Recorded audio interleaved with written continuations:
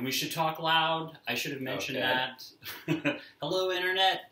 I'm here with the Clayton Delery, author of The Upstairs Lounge, 32 Deaths in a New Orleans gay bar back in the early 70s. It's a historical event.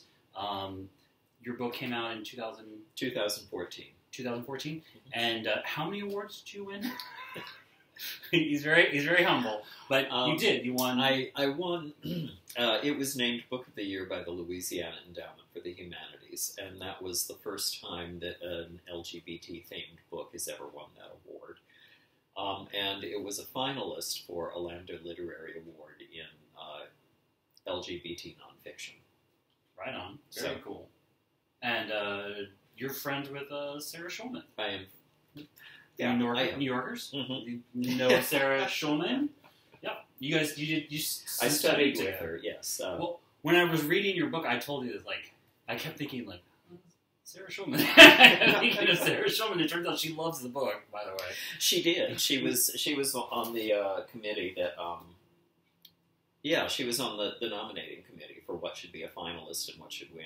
And when I applied to study with her in the summer of 2016, she told me later that she was really excited that I was applying to be in her workshop because she said she described herself as being a fan of my work. Wow. Yeah, that was pretty cool. That is really cool.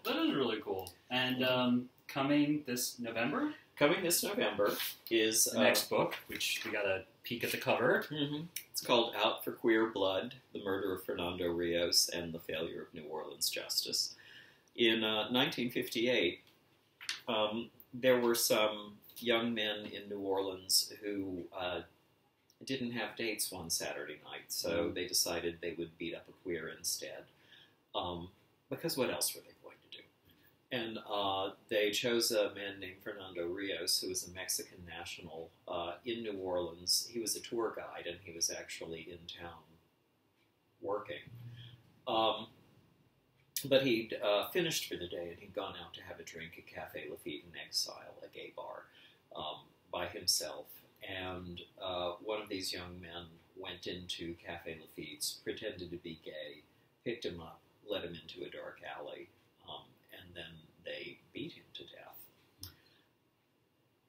As it happens, at the time, the mayor's office and the city council in New Orleans were engaged in an official effort that was known as the Drive Against the Deviants. They were trying to eliminate homosexuality from the city of New Orleans. It didn't work. But you're still here. I'm still here, yes. I was here then. I was 14 months old.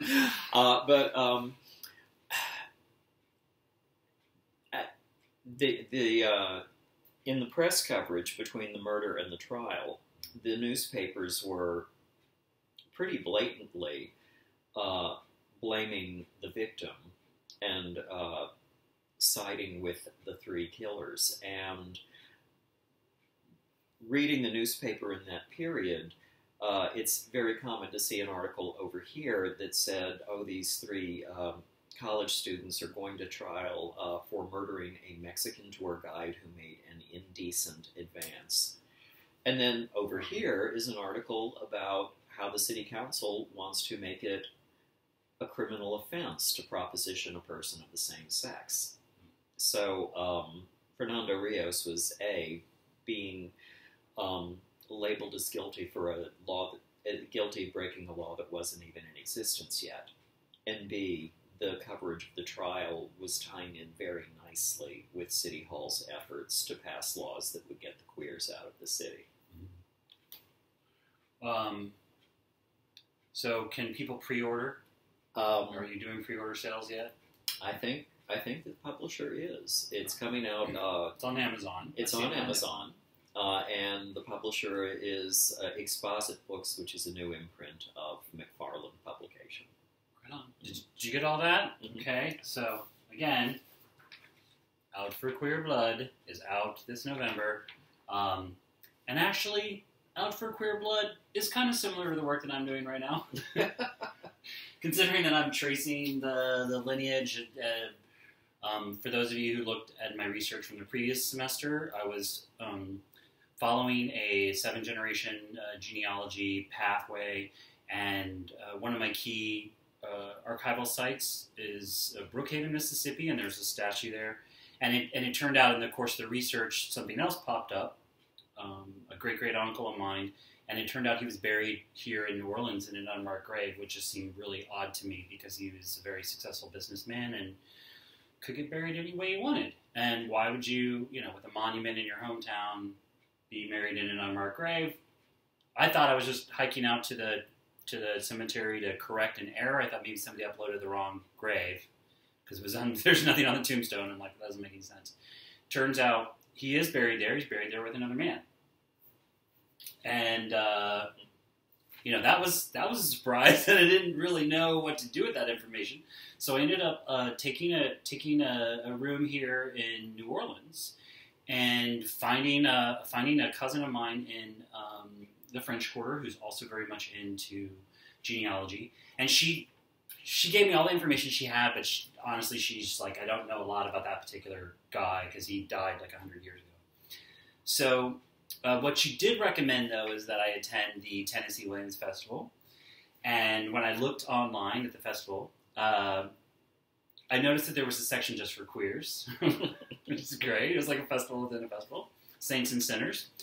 This happens every spring after Mardi Gras here in New Orleans. Really can't say enough good things about the Tennessee Women's Festival. It's super enjoyable. And what I noticed, though, is there were all these panelists, your name among them, local historians who were going to be there. And I thought, well, if I want to just leave right now and meet, all the local queer historians, this is probably the place where they'll all be. And they were listed. And so I went and attended the different workshops, and Clay reached out to me and befriended me. What are you doing here? What are you working on? And offered to poke his head around in some of the archives where he knows there might be some evidence of my uncle and his partner, and what he found was a directory where people listed themselves and where they lived, and it turned out that my uncle and this man lived together. Now, you have to understand, my uncle's married and has a kid, and his family was there when he died, so his family knows he's in an unmarked grave, and that's the mystery. So this semester, as part of the independent study, is really about kind of painting the backdrop of this scene to better inform the story of how these men lived and operated 100 years ago as queers here in New Orleans. Which, just glancing at the history, I'm gonna just take a stab at saying that this is 100 years ago. This is probably one of the better places to be if you were queer. I don't know. Yeah, not so much in the 1950s. The drive against the deviants hadn't started yet. Yeah. But Storyville, and the French Quarter at that time was kind of in a state of decay. It had become a slum. It was the original city, and then for a time in the 19th century, New Orleans underwent explosive growth. After the Louisiana Purchase, much of that was, much of that growth came from the sector known as the Americans. They were coming from Europe or from other parts of the country that were more Anglo-Saxon in origin. They tended to speak English as a first language. They settled above Canal Street. And the original families, known as the Creoles, and that's a complicated term, but yes. But they stayed in the French Quarter and downtown neighborhoods that were French-speaking. Now, by the end of the 19th century, they too had either moved uptown or in many cases they'd moved back to France. And so this French Quarter was neglected. It was a lot of poor people living in places owned by absentee landlords. And the Civil War had ended by this time, and because the quarter was decaying physically and economically, a lot of poor people moved into it, including poor African American people. And then there were a few old Creoles hanging on, but there was a big influence of Italian immigration in the late 19th century. And in fact, for a time, part of the French Quarter was known as Little Palermo, because so many Sicilians had moved in. Many of those Sicilians managed to scoop up the properties at bargain basement prices, and their descendants are now very wealthy. But anyway, what happened was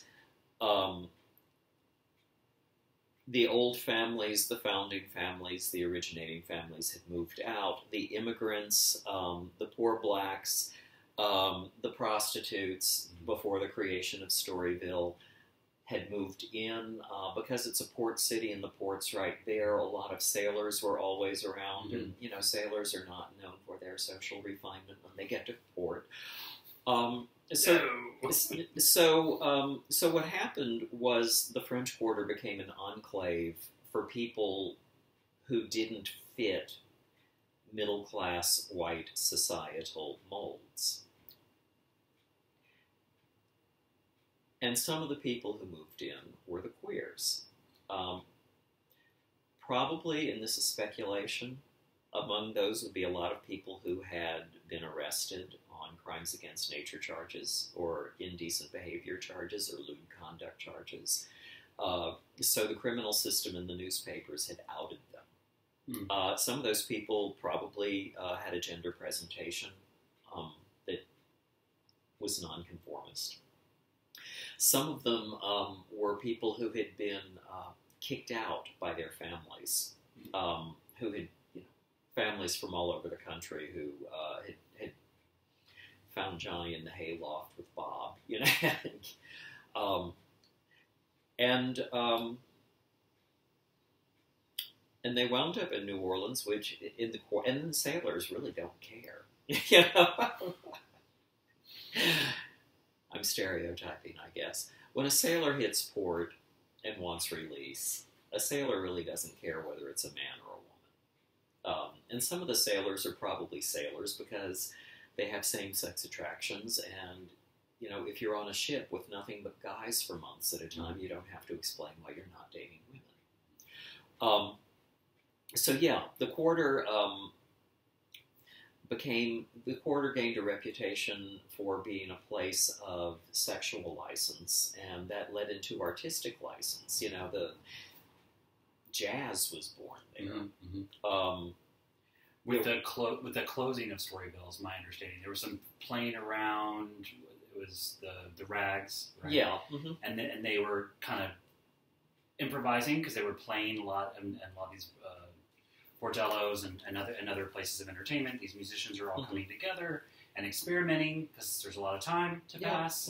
And then I think, from what I understand, and I'm going to go more in depth in the Storyville exhibit, is that once Storyville was shut down, like, all these musicians were like, what next? And they started taking the New Orleans sound to Chicago and to New York and to Memphis and to these other places. This is just what I picked up. And other people loved it. Yeah. So it's a birthplace of jazz. Yeah. So yes, the short answer, now that I've given you the long one, the short answer to your question is New Orleans 100 years ago was something of a gay mecca. But it wasn't like today, where the gayborhoods are these places full of beautifully renovated houses, and people go there to see actually in some cases that was happening. The gay neighborhoods were the slums, basically, and the French Quarter was a slum. And it was a slum that was very attractive because New Orleans, in part because of its French heritage, had been sort of a, it didn't fit the Anglo-Saxon mold. It was other. The French Catholics partied in ways that would shock people in Virginia. So this was kind of an extension.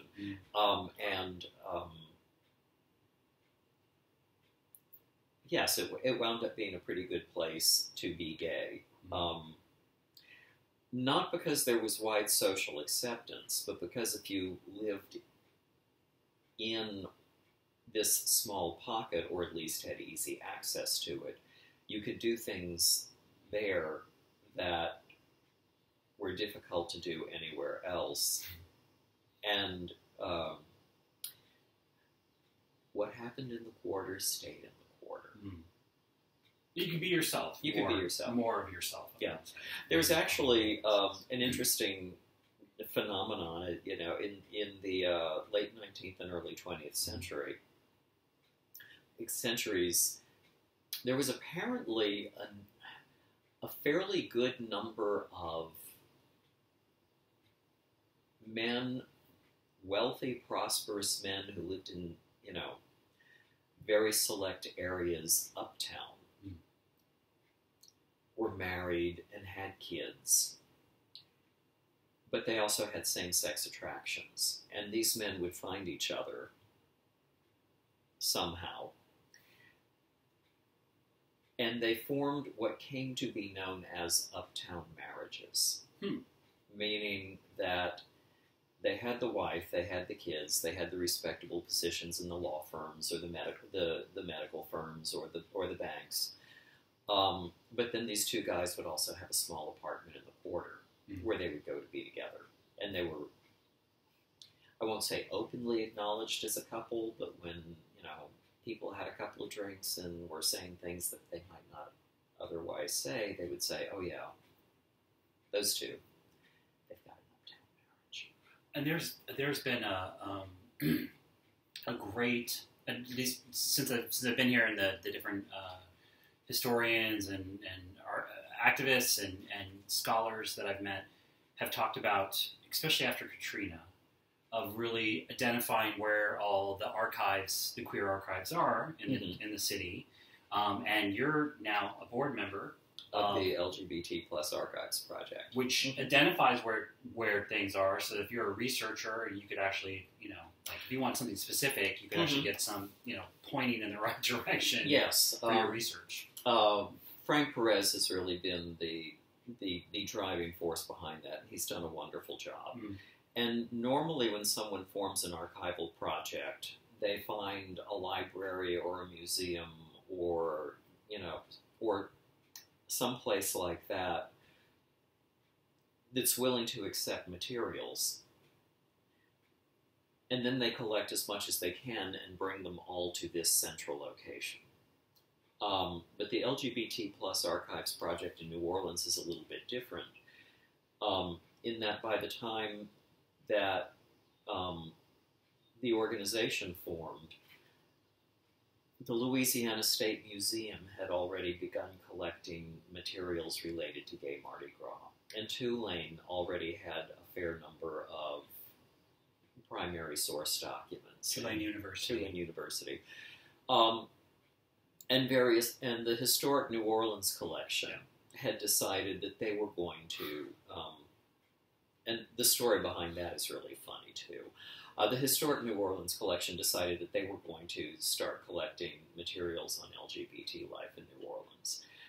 And so what's happened is that, you know, one organization specializes in textiles and ephemera, and another one will collect books, and another will collect primary documents. And the Archives Project has two goals. One is, A, to identify who has materials that need to be preserved, and then B, to play matchmaker between them and the right institution. Yeah. Oh, you have a closet full of old Mardi Gras costumes from the gay cruise? You need to speak to Wayne Phillips at the Louisiana State Museum. Oh, that's how it works. Yeah, and there's actually going to be in 2019, the Louisiana State Museum is going to have a big exhibit on gay Mardi Gras, including lots of mannequins wearing lots of feathers and rhinestones, and, you know, lots of great old costumes. Never boring here in New Orleans. Never. I'm committed to keeping this to about 20 minutes. So before we sign off, and thank you so much for the mentorship, for your support, your encouragement, for just being you and doing what you do. Okay. Thank you on behalf of queer folk everywhere. Thank you. So I just recently received a letter through a cousin of a cousin from another cousin with a little more information. I was just reading this. I was reading some of this with. I have to go through this. It's because this gentleman is elder and won't communicate electronically. So everything is. I'm gonna become his pen pal. Now he's based not far outside of New York City, but his mother had memories of Willie's wife Lily, who supposedly kept her place in the French Quarter. And every Saturday, when Willie would leave his job in Brookhaven and get on the train to go down to New Orleans, which must have been a pretty, not a short ride back then. I know it's a 3-hour car ride up to Brookhaven. It would have been 4 or 5 hours, yeah, probably. Easy. With a freshly baked pie for Lily. So I'm gonna be. There's some hints and some great stuff. What when I mentioned this to Clay, his recommendation was like, try to find in the same directory where you found Willie and his partner Daniel, but also try to find Lily and where she was living in the French Quarter. Yeah, because that's really interesting. It's among the well-to-do, it was pretty common for a man to have a separate little apartment or house someplace where he could go and do things without the family, you know. Two things make this unusual. One is that a woman would do that. Women normally didn't travel to separately held homes or apartments. They traveled from their house to go visit their mother or their aunt or their father. Oh no! Suppose I guess she lived there during the courtship. Oh, so she held on to it. Yeah, it's a hold on. Okay, so she held on to her separate property, which is pretty interesting. We don't know if that's true. we don't know how bearded, how thick the beard goes on this particular. But, I was talking about the uptown marriage where the two guys uptown would have a little place downtown where they could go to be by themselves. And, what's interesting is that Willie and Lily both had places where they could go be separate in the same city. Because Willie lived more in the Irish district, where most of the Irish settled. Near several of the Catholic churches were in that area as well. In the interest of time, I want to thank you. Oh, thank you. Thank you for all that you do. Thank you, and one last plug for the book. Pre-order sales are going right now. Give this man your money. Give him your attention. Well deserved. And thank you so much for all your support and assistance. Well, you're quite welcome. Do it without you. All right. Until next time. And on the syllabus it says Frank Perez. I am going to be doing probably a separate meeting with him and definitely go on one of his tours because he does these really amazing tours. Around, and some of them are queer focused and some of them not. So I'm definitely gonna do that later on in the semester. So thank you very much for watching today. Take care.